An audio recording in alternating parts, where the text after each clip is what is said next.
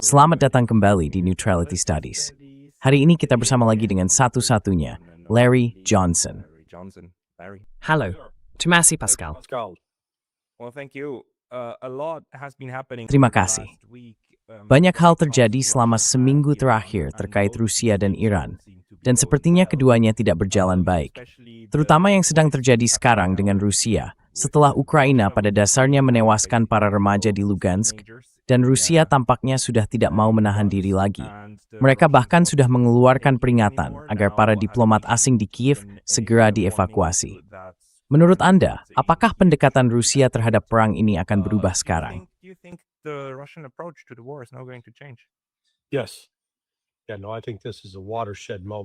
Ya, menurut saya, ini adalah momen yang sangat menentukan. Mereka sudah memutuskan untuk berubah, tapi belum benar-benar bertindak sepenuhnya.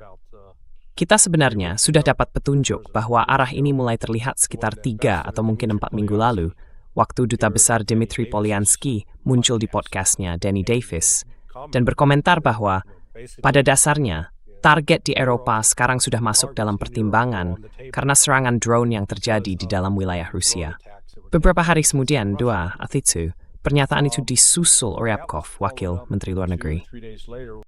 Dan ya, saya kenal Dmitry.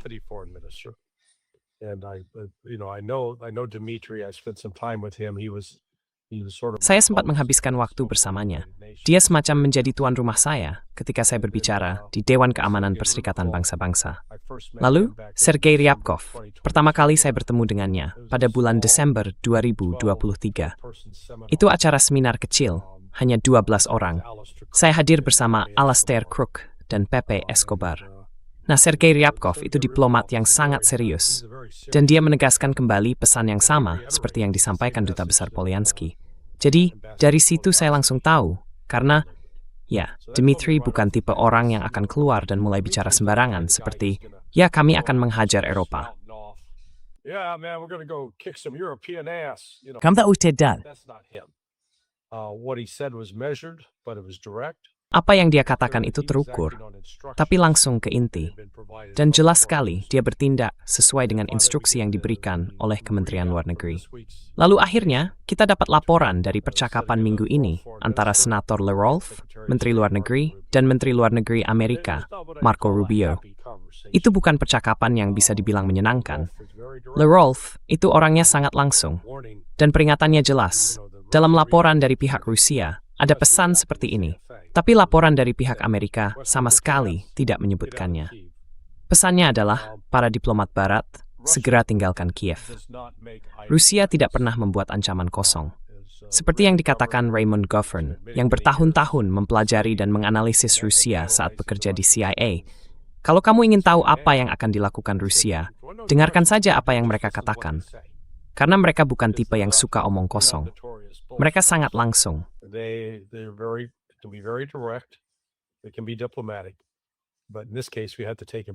Mereka bisa saja bersikap diplomatis, tapi dalam kasus ini, kita harus benar-benar sangat serius menanggapi apa yang sedang mereka katakan. Karena yang mereka isyaratkan adalah, mereka akan menyerang target intelijen dan militer di Kiev, yang saat ini saya kira diisi oleh orang Barat, personel CIA Amerika, dan personel militer, baik dari NATO maupun Amerika Serikat. Dan saya pikir ini yang banyak orang tanyakan, kenapa mereka belum menyerang itu sebelumnya? Kenapa baru sekarang? Nah, serangan teroris terbaru terhadap warga sipil, dan memang itulah yang terjadi.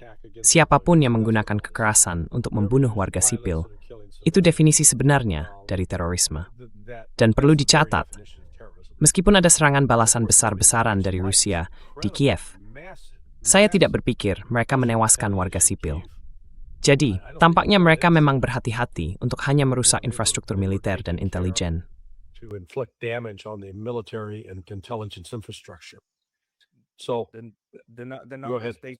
Jadi, angka yang mereka umumkan tepat setelah kejadian itu, pagi berikutnya adalah 4 orang.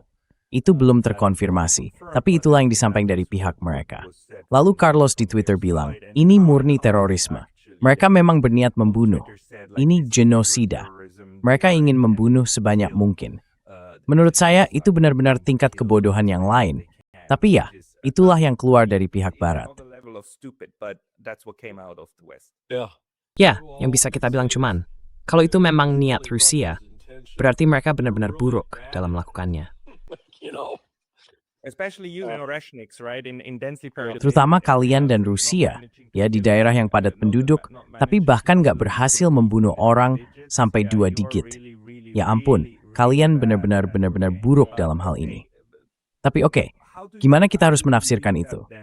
Karena yang saya dengar dari kamu adalah, ketika Rusia bilang, singkirkan diplomat kalian, sebenarnya maksudnya Rusia bilang, singkirkan orang-orang di Kiev yang kami tahu bertanggung jawab atas kematian warga kami. Dan kalau kalian nggak melakukannya, Singat we're going to hang.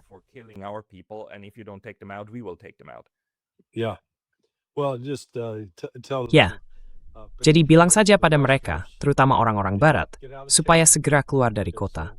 Karena Rusia akan menyerang, mereka akan menghantam Kiev dan terus menghantamnya sebagai persiapan untuk merebutnya dengan pasukan darat. Saya pikir mereka akan berhasil merebut dan menguasai Kiev mungkin pada akhir musim panas nanti.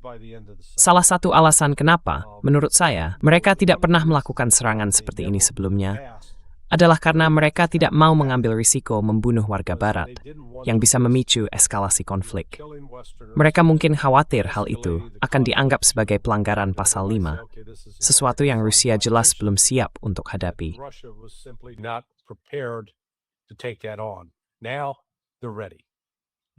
Sekarang mereka sudah siap. Saya rasa mereka memastikan punya cukup banyak persediaan rudal, artileri, dan pasukan. Jumlahnya juga sudah ditambah. Jadi menurut saya, itu sebabnya mereka sekarang menaikkan level permainan. Dan bukan cuma Dmitry Polyansky, Sergei Karaganov juga sempat berkomentar soal penggunaan senjata nuklir terhadap Eropa. Jadi perang ini sudah masuk ke fase yang benar-benar baru. Saya tidak tahu apakah mereka akan mengganti namanya Suharidis Pamtowo, Operasi Mithakros. Hey, sebentar aja ya, jeda singkat. Soalnya, aku baru aja kena ban dari YouTube. Sekarang sih udah balik lagi, tapi hal kayak gitu bisa kejadian kapan aja. Jadi tolong pertimbangkan buat langganan, bukan cuma di sini, tapi juga di daftar email aku di Substack di pascalotas.substack.com. Tautannya ada di deskripsi di bawah. Oke, sekarang kita lanjut ke videonya. Apa yang menyebabkan itu? Karena menurut pemahamanku, 4 tahun terakhir ini punya beberapa fase yang berbeda. Fase pertama, Rusia mencoba melakukan serangan kejutan. Kejutan buruk buat Ukraina, supaya mereka mau menyetujui perjanjian netralitas di meja perundingan. Mereka hampir berhasil waktu itu. Tapi kemudian virusnya menyebar, menghancurkan rencana itu, dan mereka disuruh bertempur. Akhirnya, Rusia harus bertahan dengan apa yang mereka punya, mundur dulu untuk menyusun kekuatan lagi.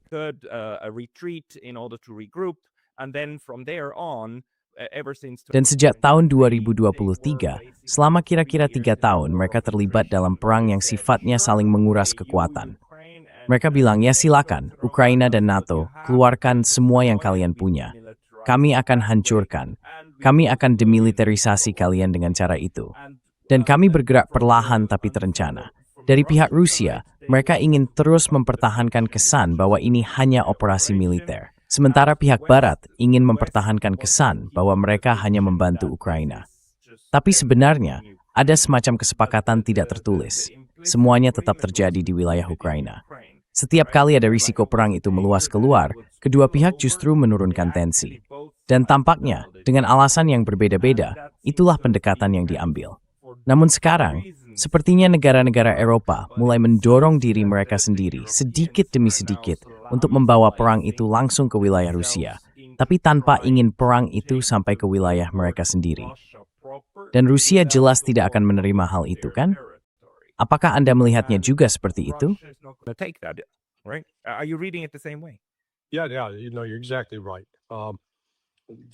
Ya, benar sekali. Sekarang mari kita bandingkan kepemimpinan di Rusia dengan opini publiknya, dan kepemimpinan di Amerika Serikat dengan opini publik di sana, khususnya soal perang. Vladimir Putin bisa dibilang selalu sedikit tertinggal dari opini publik.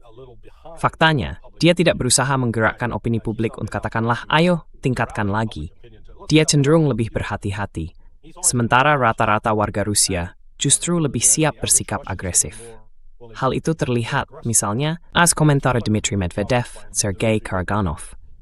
Ketstukath anape sari si. Both are well respected and are serious people in Russia. Well, now Putin is stepping out because this. Sekarang, Putin mulai turun tangan sendiri, karena sudah jelas kalau apa yang dikatakan Lavrov itu atas perintah langsung dari Vladimir Putin.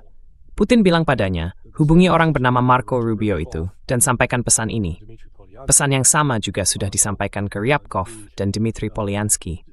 Kamu ingat musisi Alice Cooper?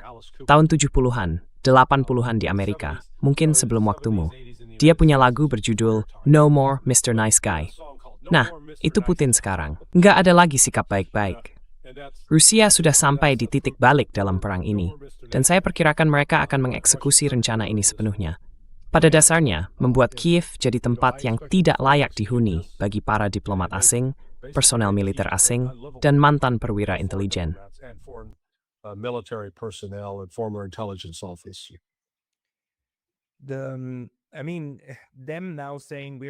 Maksud saya, ketika mereka sekarang bilang akan meningkatkan tekanan terhadap Kiev, menurut saya, itu juga semacam pesan untuk orang Eropa. Seolah-olah mereka ingin bilang, lihat, ini langkah terakhir kami di dalam Ukraina. Kalau kalian tidak menghentikannya di sini, langkah berikutnya akan terjadi di luar Ukraina.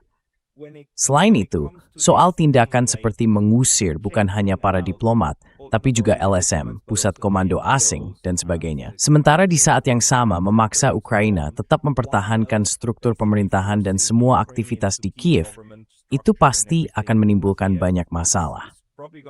Tapi menurut Anda, ada kemungkinan nggak kalau pemerintah dan struktur militernya akan mundur ke Lviv atau ke tempat lain? Yeah, eventually I think that's what will happen. Pada akhirnya, saya pikir memang itu yang akan terjadi. Dan seperti yang kamu perhatikan dengan sangat tajam, itu poin yang penting. Karena waktu Duta Besar Polyansky dan Sergei Ryabkov, Wakil Menteri Luar Negeri, pertama kali bicara soal menyerang Eropa, di pikiran saya langsung muncul, oke, mereka akan mulai menargetkan kota-kota di Eropa. Ini cara mereka untuk menyerang target Eropa lewat Ukraina. Ini semacam langkah antara sebelum eskalasi penuh. Sekali lagi, Tubavemilising Sampatsu Mundo, Menkir dan Mokaraising. Get out of the way, save yourselves. And it looks like it's had some effect. Dan ya, kelihatannya memang ada efeknya. Baik Starmer maupun Macron belakangan ini agak kurang agresif. Ini tahu kan, seperti fenomena anjing kecil. Pernah nggak kamu berada di dekat anjing besar dan kuat? Biasanya dia nggak perlu menggonggong. Kehadirannya saja sudah cukup bikin orang gentar. Nah, justru anjing-anjing kecil yang suka ribut itu ya, mereka cuma bikin orang kesal. Itulah Kaja Kallas. Dan itu juga von der Leyen, atau seperti yang sering saya sebut, fond of lying. Mereka yang suka melontarkan ancaman keras, tapi sebenarnya nggak punya kemampuan untuk benar-benar melaksanakan ancaman itu. But they have no means to carry out or execute on those.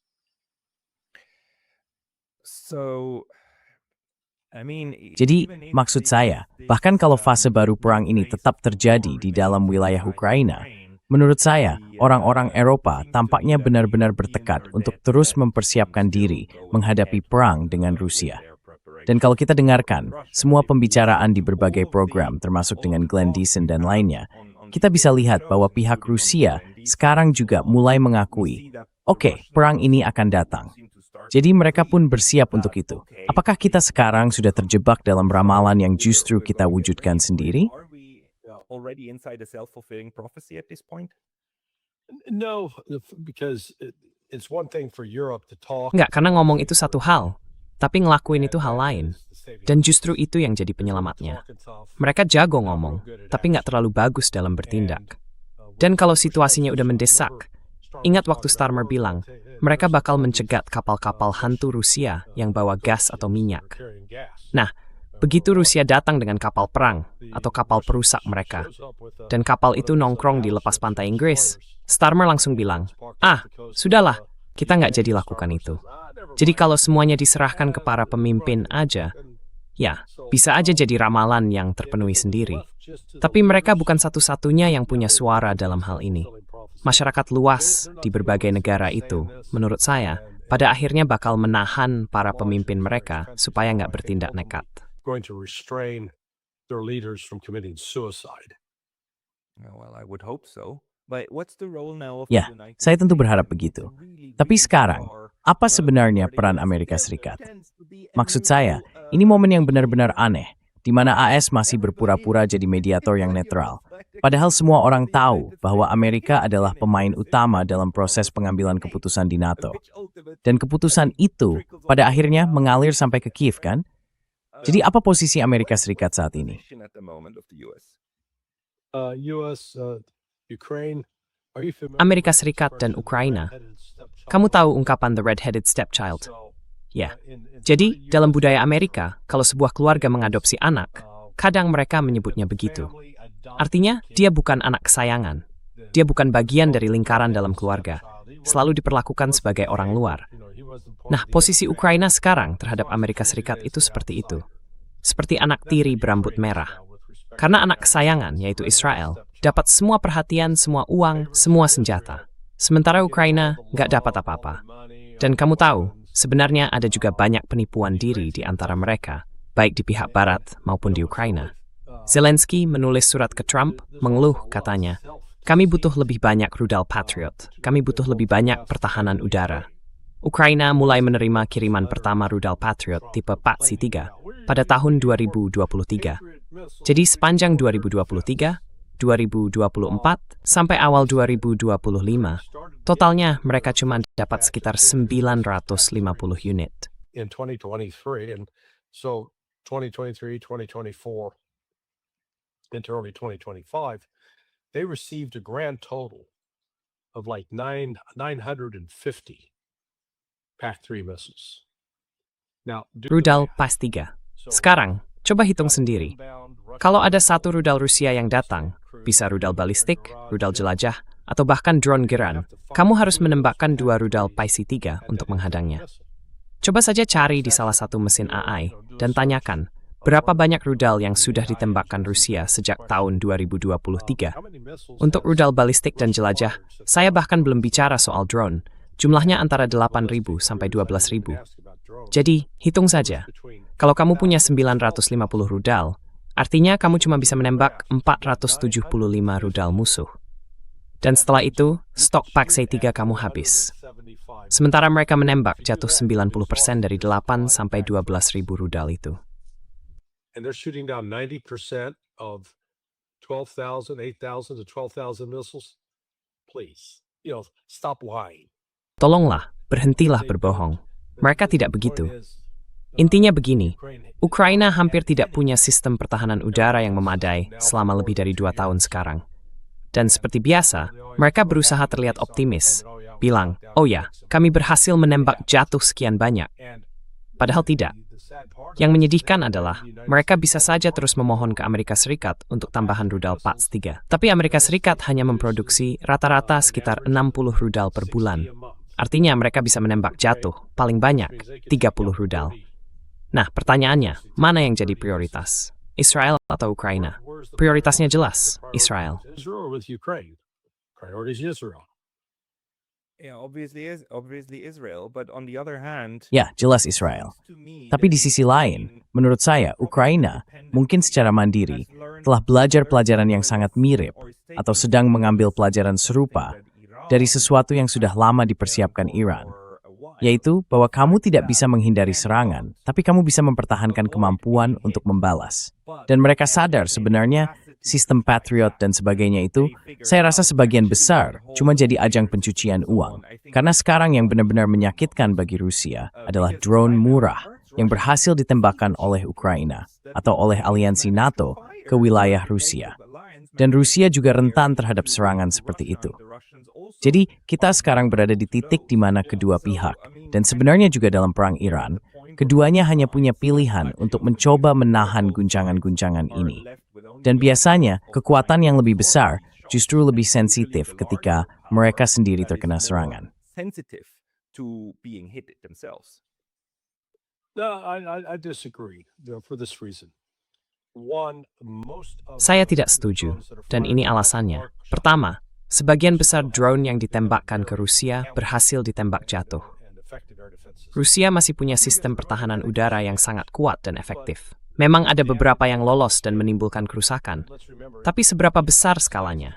Kita harus ingat, kalau dibandingkan dari segi ukuran, bahkan dibandingkan dengan Iran, wilayah Ukraina itu kira-kira hanya sepertiga dari luas Iran. Kalau kita lihat, selama 4 tahun terakhir, ada sekitar 8.000 sampai 12.000 rudal balistik dan rudal jelajah yang digunakan. Belum lagi jumlah drone yang mungkin mencapai 20 sampai 30.000. Dengan semua kekuatan tembak sebesar itu tersebar di seluruh Ukraina, masyarakatnya tetap belum benar-benar lumpuh. Dampaknya lebih ke pengikisan perlahan. Sementara Ukraina sendiri, kekuatan tembaknya jauh dari level itu.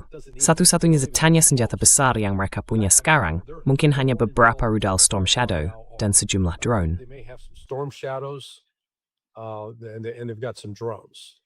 Now they're getting a fairly significant. Sekarang, mereka sedang mendapat pasokan ulang drone yang cukup besar dari Inggris. Tapi itu berarti Inggris sendiri sekarang jadi target, setelah pernyataan yang disampaikan Lavrov beberapa hari lalu. Jadi dari sudut pandang Rusia, mereka sedang menjalankan rencana militer mereka. Cara itu memang nggak sesuai dengan model Barat tentang bagaimana seharusnya perang dijalankan. Meskipun negara-negara Barat punya rencana sendiri. Tapi lihat saja, seberapa buruk hasilnya selama 66 tahun terakhir. Kita nggak perlu lihat satu kasus saja, ada banyak contohnya. Misalnya, Perang Korea. Amerika Serikat gagal mengalahkan Korea Utara dan Tiongkok dalam Perang Korea. Gagal juga di Vietnam. Dan kemudian ada banyak perang lain yang tersebar di berbagai tempat.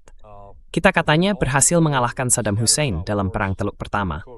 Padahal kalau dipikir-pikir lagi, perang itu seharusnya nggak pernah terjadi.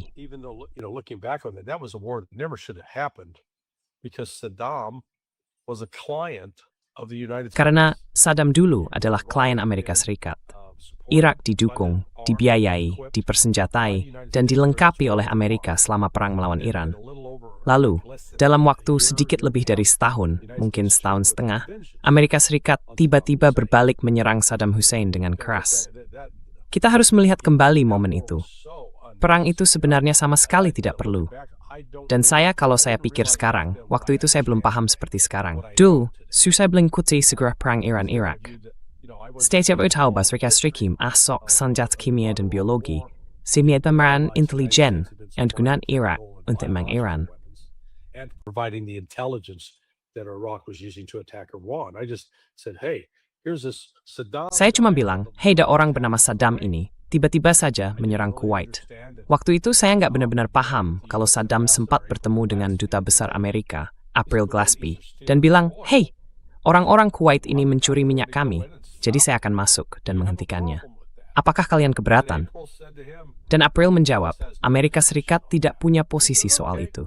Lalu Saddam bilang, oke, ingat, ini orang yang sudah berhubungan dengan CIA dan Departemen Pertahanan Amerika selama hampir 10 tahun. Jadi dia pikir, hey, saya punya hubungan yang cukup baik dengan orang Amerika. Tapi dia nggak sadar, ternyata dia tetap dianggap anak tiri yang nggak diinginkan.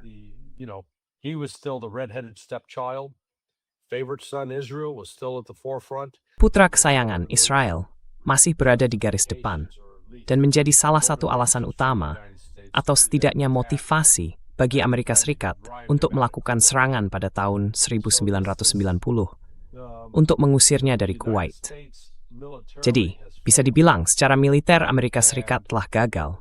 Dan hal lain yang menurut saya menjadi pelajaran bagi Rusia dari seluruh peristiwa ini adalah, ya, satu hal kalau hanya membuat penilaian intelijen, tapi hal yang berbeda ketika melihat bagaimana semuanya benar-benar terjadi di medan perang. Saya dan Scott Ritter sempat punya sedikit perbedaan pendapat pada musim panas tahun 2022, ketika Amerika Serikat pertama kali memperkenalkan beberapa artileri 155 mm dan salah satu rudal jarak pendek generasi awalnya. The United States first introduced some of its 155 millimeter artillery and one of the earlier short-range missiles.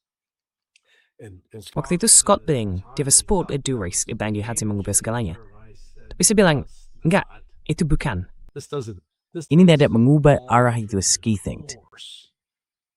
now we're at a stage of what we're going to see the Russians do. Tapi sekarang kita sudah sampai di tahap di mana apa yang akan dilakukan Rusia bakal jadi titik balik besar. Ini akan benar-benar mengubah sifat perang itu sendiri. Dan hal itu akan terjadi karena, ya, sekarang Rusia sadar bahwa Amerika Serikat pada dasarnya cuma macan kertas. Bisa menimbulkan kerusakan, tapi Amerika Serikat gagal mengalahkan Houthi, dan sekarang juga gagal mengalahkan Iran. Semua senjata ajaib yang katanya luar biasa, yang dikirim ke Ukraina, ternyata tidak mampu sedikit pun melemahkan kekuatan militer dan industri Rusia. Russia's military and industrial capability. All of that is true. The thing I worry about Semua itu benar. Tapi yang saya khawatirkan adalah apa sebenarnya tujuan akhir dari pihak Rusia. Karena maksud saya, kalau saya salah satu dari para neokonservatif fanatik di Washington DC ya, dan kita tahu mereka memang membicarakannya seperti itu kan. Hillary Clinton pernah bilang, ayo jadikan Ukraina seperti Afghanistannya Rusia di awal perang. Dia benar-benar bilang begitu. Kasihan Afghanistan ya. Negara itu diserang dua kekuatan besar selama 40-50 tahun. Tapi ya sudahlah, serius, kasihan sekali mereka. Tapi memang tujuannya adalah membuat situasi ini jadi rawa politik kan? Dan rawa seperti itu bisa jadi perang yang, meskipun kamu punya kekuatan besar, kamu tetap nggak bisa menang. Karena mereka akan terus mendukung para pemberontak, kirim senjata kecil, dan terus menyakiti. Sampai bertahun-tahun kemudian, semuanya hancur juga pada akhirnya. Nah, bagaimana Rusia bisa mencegah hal itu? Karena serangan drone ke wilayah Rusia sekarang ini memang dirancang untuk tujuan itu kan? Serangan kecil yang lama-lama menumpuk efeknya. pinpricks that over time stack up. Well, Russia actually has. Sebenarnya, Rusia punya rekam jejak yang cukup berhasil dalam menghadapi pemberontakan, terutama yang didukung oleh Barat. Yang pertama terjadi setelah Perang Dunia Kedua, sekitar tahun 1949 sampai 50. Saat itu, CIA dan MI9 sibuk bekerja sama dengan kelompok Banderite, membentuk unit-unit Ukraina yang ditugaskan untuk melakukan serangan di wilayah Rusia. Butuh waktu sekitar 6 tahun bagi Rusia untuk menumpas gerakan itu. Lalu kita lompat ke tahun 90-an. Ada Perang Chechnya pertama, sekitar tahun 92 sampai 93. Tapi Perang Kedua dimulai secara serius pada bulan Agustus. Kalau tidak salah tanggal 9 Agustus tahun 1999 dan berlangsung sekitar 11 tahun. Perang itu berakhir pada tahun 2010 saat Medvedev menjabat sebagai presiden. Jadi, Rusia memang sudah beberapa kali berhasil menghadapi pemberontakan yang didukung Barat dan menaklukkannya. Apakah kekalahan di Perang Chechnya kedua itu terjadi lewat perang yang brutal? Ya, tentu saja. Rusia menewaskan banyak orang. The Russians killed a lot of people. But when it was all over, they had the loyalty. Tapi ketika semuanya berakhir, mereka berhasil mendapatkan loyalitas dari penduduk Muslim di Chechnya. Dan saya bisa membuktikan itu berdasarkan percakapan saya dengan Jenderal Abdi Alaudinov. Dia itu pahlawan Rusia, tapi juga seorang Muslim yang taat. Dia ikut berperang, terlibat sejak masih sangat muda, masih remaja, di Perang Chechnya yang kedua. Jadi Rusia sekarang terus menjalankan perang yang menguras tenaga ini, membuat Ukraina perlahan melemah. Tapi di atas itu semua, saya pikir yang akan kita lihat adalah Rusia akan mengambil alih Kiev, atau Kiev, terserah bagaimana kita mau menyebutnya. Dan mereka juga akan mengambil Odessa, bahkan mungkin Transnistria. Sebelum semua ini berakhir, mereka akan mengalahkan pasukan Ukraina secara militer. Dan kalau ada pasukan NATO yang mencoba masuk untuk membelah Odessa, mereka akan dilenyapkan.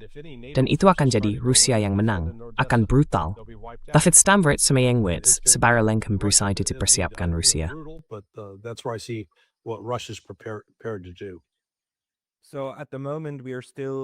Jadi, saat ini maksud saya, kita kembali pada titik di mana kemungkinan besar Rusia untuk saat ini masih ingin menjaga perang tetap berada di dalam wilayah Ukraina. Betul kan?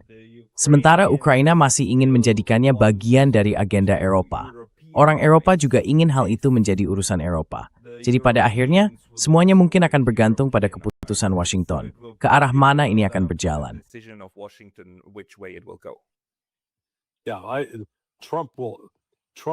Ya, Trump nggak akan terlibat lebih jauh dengan Ukraina. Saya cukup yakin soal itu. Dia sekarang terlalu sibuk dengan Iran.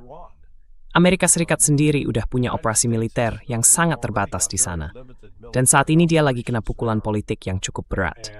Popularitasnya sekarang ada di level yang sama dengan Richard Nixon di masa jabatan keduanya. Ingat, waktu itu Nixon lagi di tengah skandal Watergate. 63% warga Amerika menentangnya.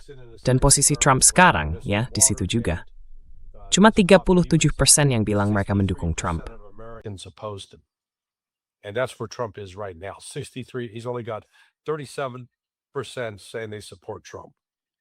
Yeah, and the Iran war really Ya, dan perang Iran itu benar-benar merusak seluruh basis pendukung MAGA-nya. Dan sepertinya dia belum bisa keluar dari situ.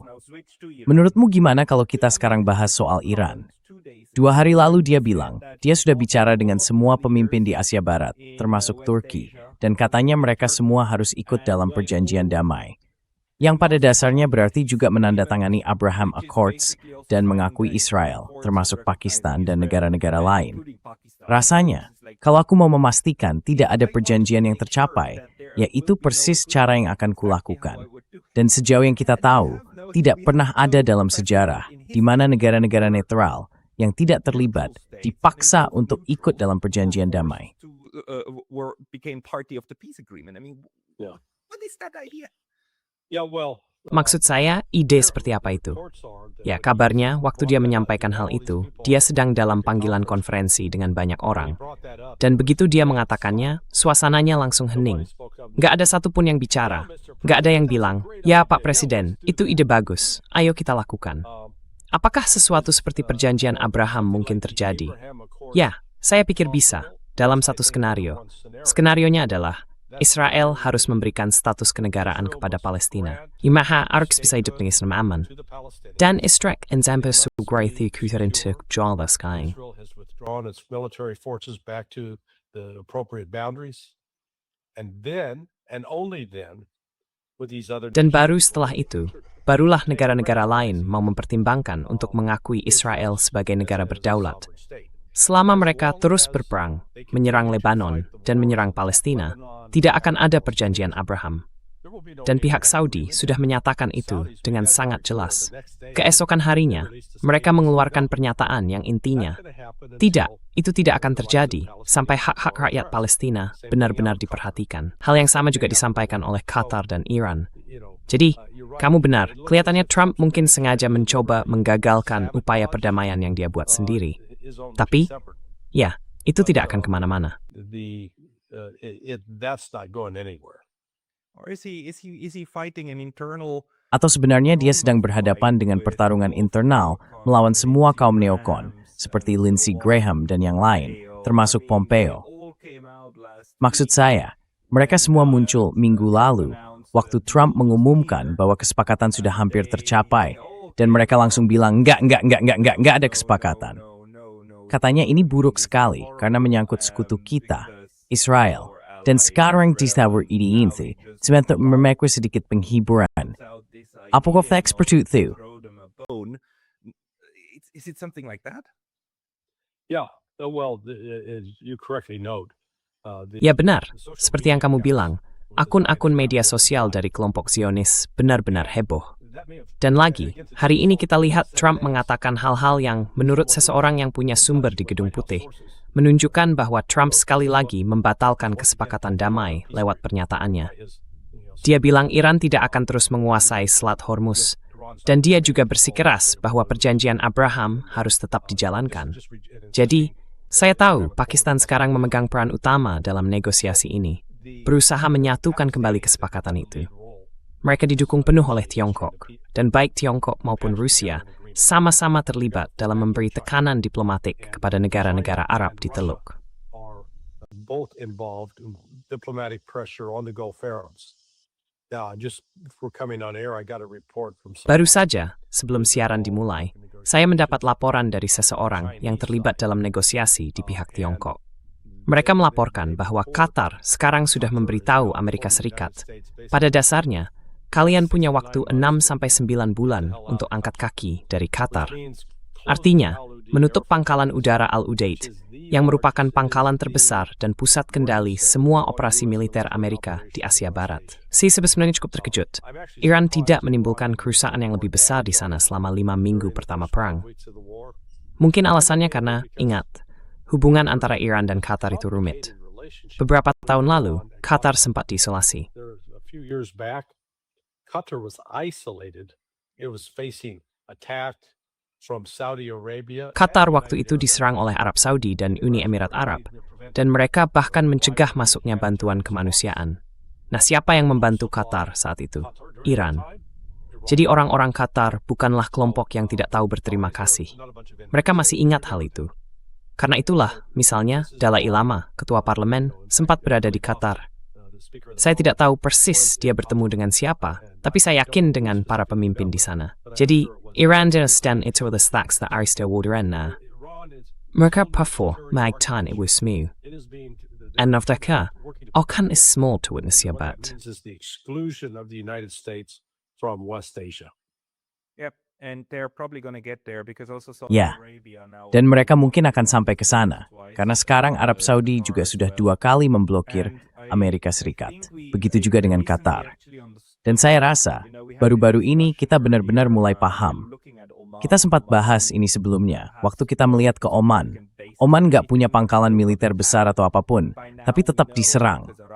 Dan sekarang kita tahu, karena Arahchi bilang serangan-serangan itu sebenarnya nggak disengaja, tapi karena mereka punya sistem pertahanan mosaik, di mana 31 wilayah militer independen pada dasarnya bisa ambil keputusan sendiri. Jadi sebagian dari mereka menyerang tempat-tempat yang mungkin sebenarnya nggak diinginkan oleh pimpinan tertinggi. Tapi sepertinya sekarang pesannya sudah mulai sampai ke negara-negara Teluk kan, bahwa mereka harus mengusir orang Amerika. Jadi negosiasinya mungkin sama sulitnya dengan yang dilakukan dengan Amerika Serikat. The Mamadi Witzktain to Wertheim. In order to create new facts on the ground. Correct. Yeah, this is not an Benar. overnight process. Ya, jadi ini bukan proses yang bisa selesai dalam semalam. Masih ada pihak Pakistan yang bekerja di bawah arahan Tiongkok yang ingin memastikan arsitektur keamanan baru ini bisa terbentuk.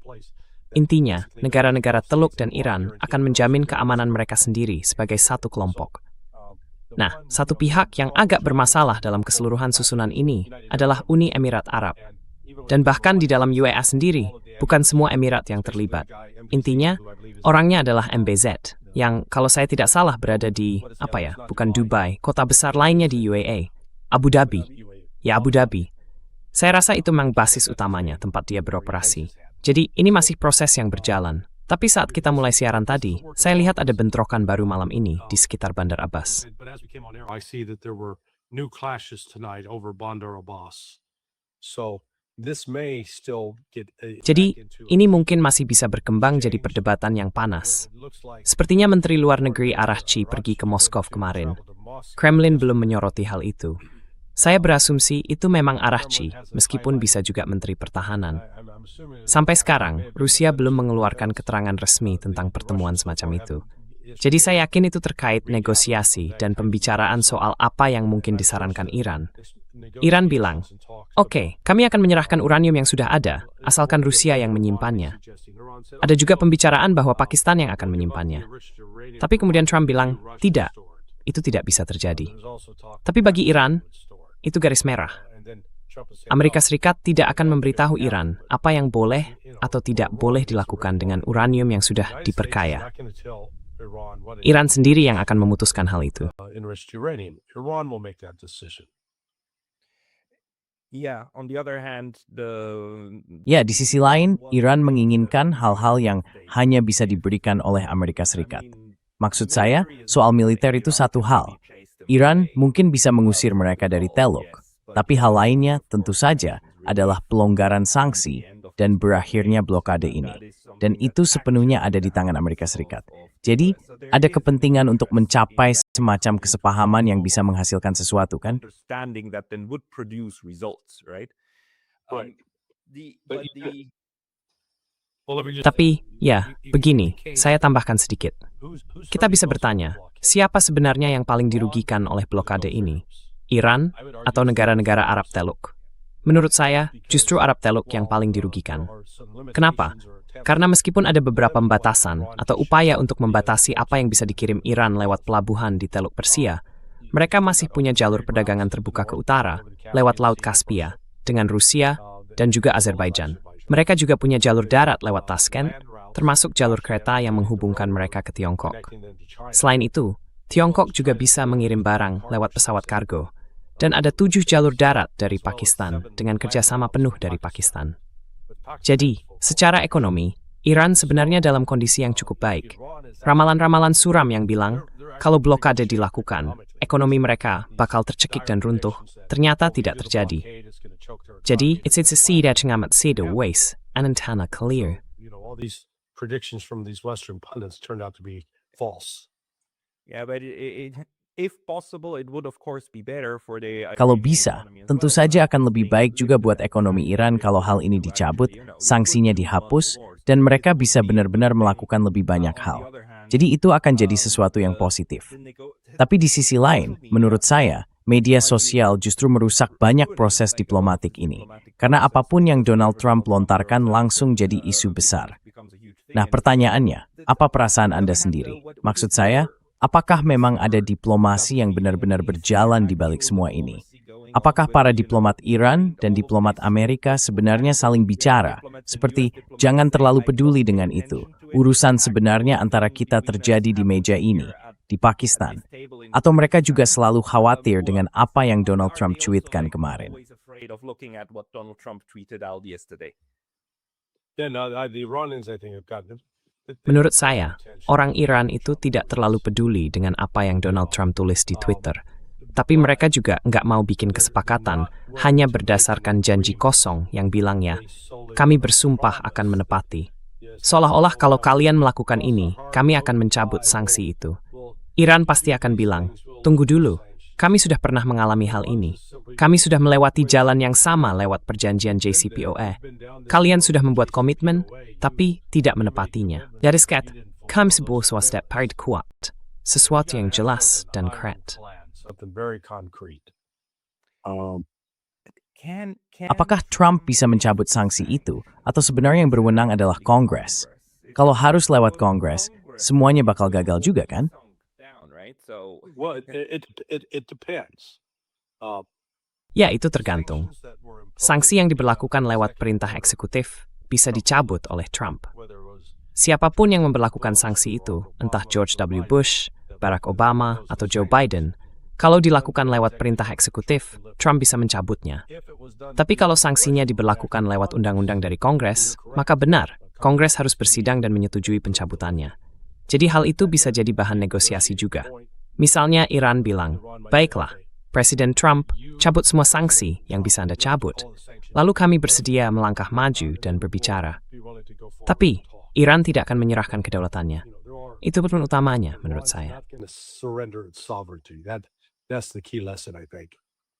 No, but the thing is, what can Iran? I mean, Bukan, tapi begini, apa yang bisa dilakukan Iran? Maksud saya, kalau ada bentuk kesepakatan apapun, pihak lain juga harus menepatinya, kan? Jadi menurut Anda bagaimana dengan sanksi PBB? Apakah mungkin mereka akan menekan Trump untuk memerintahkan duta besarnya di Dewan Keamanan agar benar-benar, ya, mengajukan resolusi yang mencabut sanksi PBB terhadap Iran? that would lift the sanctions, the UN sanctions on Iran. That would be a big Well, yeah, the U.S. could play a decisive. Itu role. bakal jadi hal besar. You still have- Ya, Amerika Serikat bisa berperan sangat menentukan di situ. Tapi tetap saja ada Prancis dan Inggris, atau lebih tepatnya Britania Raya. Jadi mereka masih bisa memveto. Dan faktanya, kita sudah lihat itu terjadi sebenarnya pada bulan September lalu. Jadi soal sanksi balasan, atau yang disebut snapback itu, ya snapback, Inggris dan Prancis waktu itu jadi pihak utama yang bilang tidak, kami akan tetap memberlakukan itu. Yang menarik adalah, sekarang baik Prancis maupun Britania Raya sebenarnya sudah jadi semacam peninggalan masa lalu di konteks PBB. Dulu, setelah Perang Dunia Kedua, mungkin masih bisa dibilang mereka bagian dari kelompok kekuatan global. Tapi sekarang tidak lagi. Mereka paling banter cuma kekuatan regional yang lemah. Tapi mereka masih hidup dalam fantasi sendiri, seolah-olah masih penting, masih relevan. Padahal, kenyataannya tidak. That they're still important, that they're still relevant, and they aren't. Ya, tapi begitu sebuah perjanjian memberi sesuatu, biasanya negara-negara akan mempertahankannya sampai benar-benar akhir. Ada hal lain menurut Anda yang saat ini terjadi di sekitar Iran dan penting untuk diperhatikan agar kita bisa menilai situasinya dengan tepat. Well, the other is what happens in Lebanon. Nah, yang lain adalah soal apa yang terjadi di Lebanon. Israel telah melanjutkan serangannya di Lebanon Selatan, dan mereka sedang melakukan pengeboman. Tapi di saat yang sama, Israel juga mengalami kerugian besar. Hezbollah, dengan akses mereka ke drone, ini benar-benar mengubah situasi bagi mereka. Dulu, mereka harus bersembunyi dan melakukan penyergapan untuk menyerang pasukan Israel yang maju, dan risiko korban di pihak mereka jauh lebih besar. Sekarang, mereka bisa menyerang dari jauh, dan justru menyebabkan lebih banyak korban di pihak Israel dengan menggunakan drone, dibandingkan yang pernah mereka lakukan dalam Perang 2006, waktu pertempuran jarak dekat dan tatap muka.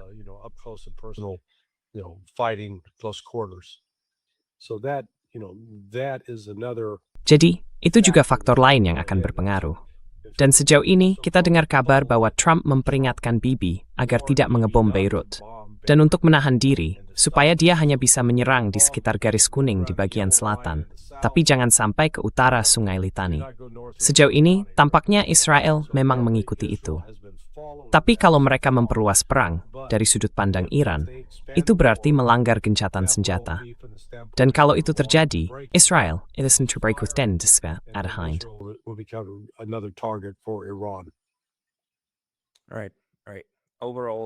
Ya, betul.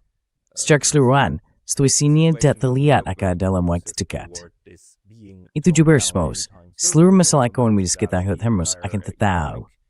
Jadi, ada terflom lebih dekat hambangga pave pores dan bisa naik lebih tinggi lagi.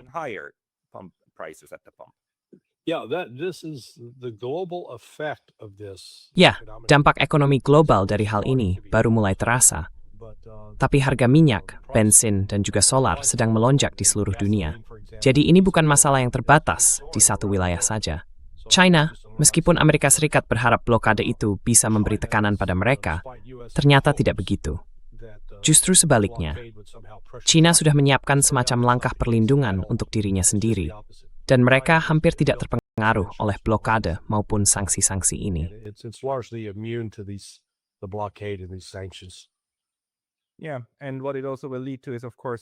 Ya, dan hal lain yang akan terjadi tentu saja adalah Iran dan Tiongkok akan berusaha mencari jalur alternatif. Dan seperti yang kita tahu, setiap guncangan juga mendorong pihak lain untuk memperkuat ketahanan mereka. Jadi pertanyaan terakhir, apakah kita punya tanda-tanda bahwa para neokon yang gila ini sedang merencanakan sesuatu untuk memperluas perang ini ke Tiongkok? Maksud saya, untuk saat ini, kawasan Pasifik tampak tenang. Ya, apakah kamu melihat sesuatu di pihakmu?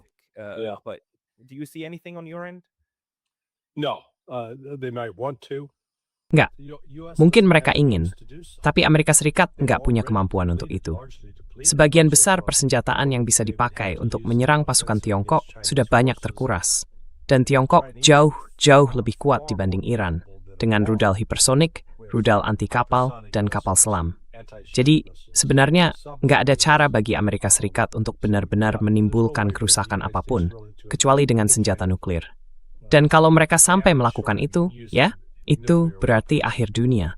Karena Rusia dan Tiongkok pasti akan membalas serangan ke Amerika Serikat kalau AS memutuskan untuk melakukannya. Jadi saya nggak melihat hal itu akan terjadi. Tapi saya mau tanya sesuatu sebagai sejarawan. Let me ask you a question as a historian. Have we ever had a period in the last 300 years? Apakah kita pernah mengalami masa dalam 300 tahun terakhir di mana 5 komoditas penting bagi produksi industri dunia terputus sekaligus? Jadi, bayangkan aja, 20% pasokan minyak dunia terhenti, 10% gas alam cair dunia juga terhenti, 35% urea dunia, yang sangat penting untuk produksi pupuk dan banyak hal lain, terputus. Lalu 44% helium yang digunakan untuk pencitraan medis dan pembuatan chip komputer, itu juga hilang. Dan kemudian ada belerang yang dibutuhkan untuk membuat asam sulfat, lagi-lagi bahan yang sangat penting dalam kegiatan industri. Saya tidak ingat, saya rasa kita belum mengalami masa seperti itu. Dan dampaknya paling ringan adalah resesi ekonomi global dan sangat mungkin mengarah ke depresi. Recession at a minimum, depression very likely. I don't think we had it on a global. Saya rasa dulu kita belum pernah mengalaminya dalam skala global seperti sekarang. Tapi sayangnya, hal seperti ini biasanya memang jadi salah satu tujuan atau akibat dari perang besar-besaran. Maksud saya, ini dulu idenya Napoleon untuk menghadapi Inggris, dan sebaliknya, Inggris juga punya ide yang sama untuk menghadapi Napoleon.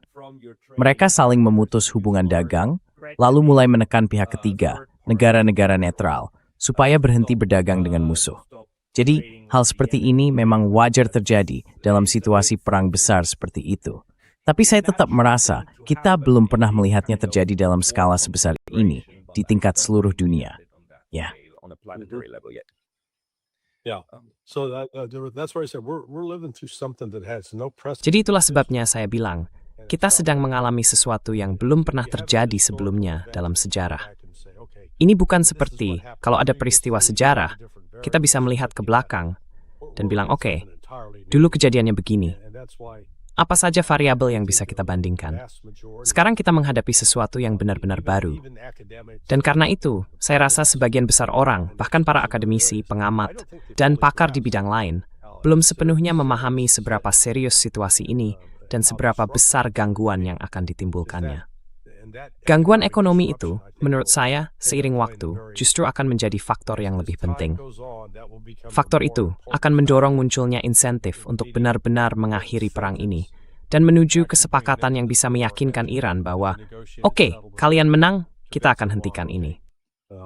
You win, we're going to stop this.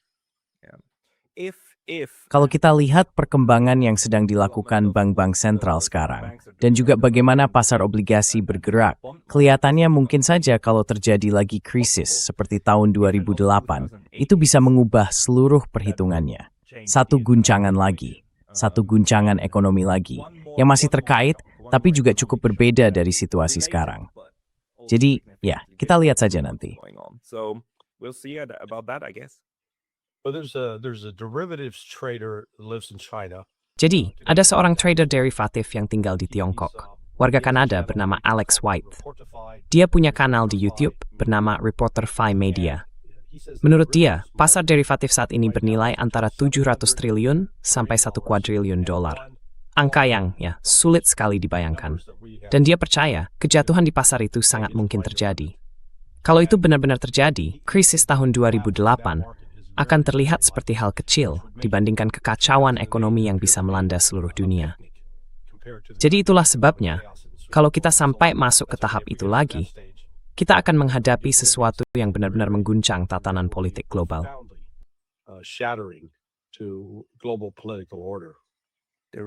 Derivatif itu ide yang benar-benar bodoh, apalagi yang dipecah-pecah. Maksud saya, hal itu yang bikin kacau tahun 2008. Cuma, beberapa kewajiban utang, kamu potong-potong, kamu masukkan ke dalam satu paket baru, lalu kamu jual. Setelah itu, nggak ada yang benar-benar tahu apa yang sebenarnya kamu miliki. Dan kamu sebut itu aset yang aman dengan risiko yang dijaminkan. Ya Tuhan, apa itu bukan hal paling bodoh yang bisa dilakukan? Ya, dan kamu pikir kita udah belajar? Nggak. Di sini kurva belajarnya datar banget, bro. Jadi ini hal lain yang bakal muncul di depan. Dan menurut saya, banyak analis kebijakan yang belum memperhitungkannya. Baiklah, sekarang setelah kita kembali membahas hal-hal yang suram, saya ingin berterima kasih kepada Anda, Larry, atas analisis yang sangat bagus dan penting juga. Kalau orang ingin mengikuti Anda, mereka bisa mengunjungi situs Anda di sonar21.com. Ya, ada tempat lain di mana mereka bisa menemukan Anda. Anywhere else where they should find you? Yeah, that's I have a weekly. Ya, saya punya siaran mingguan di Countercurrents. Hari ini saya baru saja mewawancarai Alex White. Kemungkinan akan tayang hari Jumat. Minggu lalu saya melakukannya bersama Catherine Austin Fitz. Dia punya analisis ekonomi yang sangat menarik. Dia dulu seorang trader di Wall Street dan sangat berpengalaman. Menurut saya, sisi ekonomi ini, meskipun bisa terasa membosankan, justru disitulah sumber kepanikan yang sebenarnya akan muncul. Karena pasar sekarang ini, pasar tidak berperilaku normal. Kita pernah lihat harga minyak saat COVID melonjak sampai $150 per barel, dan itu di pasar berjangka. Padahal waktu itu pasokan hanya berkurang sekitar 20%. Secara umum, pasokan masih utuh. Sekarang, 20% pasokan benar-benar hilang. Tapi mereka bilang, oh ya, harga minyak turun karena kita pikir perjanjian damai sudah dekat. Saya sendiri tidak percaya perjanjian damai itu sudah dekat. Maud Ken Sembos di Thames Mathis. Despite all the press coverage and positive comments. No, but that's the funny thing Enggak, about tapi itulah lucunya pasar. Mereka nggak butuh sesuatu yang nyata, mereka cuma butuh sesuatu untuk dipercaya, kan? Itu aja udah nunjukin kalau pasar itu kayak kasino. Kasino yang besar banget. It's a huge casino. Yes. Ya, dari juga orang yang benar temani Chend. They play it, and one of the main players is the president of the United Dan salah satu pemain utamanya adalah Presiden Amerika Serikat. Tapi sekarang, siapa yang tahu? Ya, bagaimana cara membangun kepercayaan? Baiklah, Larry Johnson, kita akan undang kamu kembali dalam waktu dekat. Teman-teman, kunjungi Sonar 21, dukung Larry. Ingat juga, YouTube sudah melarang Larry. Dia nggak boleh punya channel sendiri lagi, dan itu benar-benar buruk. Jadi kalau bisa, dukung dia di sana. Juga kalau nggak salah, buy me a coffee ya. Ya, buy me a coffee, Patreon, dan Substack. Substack. But it's all Esewo, nekap mestan, lewat beranda situs saya, sonar21.com. Sonar21.com. Mohon dukung analisis independen. Larry Johnson, terima kasih banyak atas waktunya hari ini. Hey Pascal, terima kasih teman. Thank you, my friend.